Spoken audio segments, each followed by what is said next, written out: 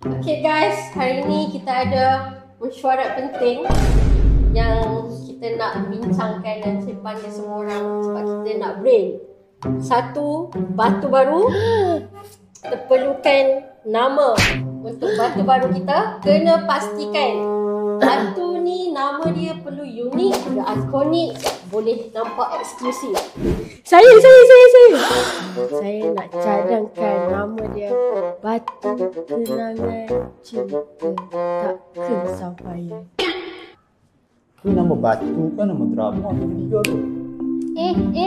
Tapi saya suka. Saya rasa dia berjiwa. Tapi saya punya lagi power. Admiral Aina tersebut. Saya ada satu. Green Goblin Super. Dia rare, gempak, macam kereta Marvel. Green Goblin Supreme. Tu kalau letak kat katalog macam kita jual pizza tak?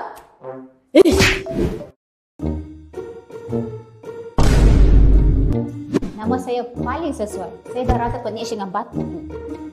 Tak logik. Kita nak jual batu, bukan nak bagi terapi jiwa. Saya rasa kita panggil dia Batu Portal. Busuk. Saya akan compilekan semua ni dan akan bincangkan dengan pihak atasan. Tapi serius lah, korang ni memang pelik. Tapi aku masih rasa ada rasa cinta. Tak. Aku rasa dia confirm superhero. Bila korang nak ubah juga nama, saya nak cuti seminggu.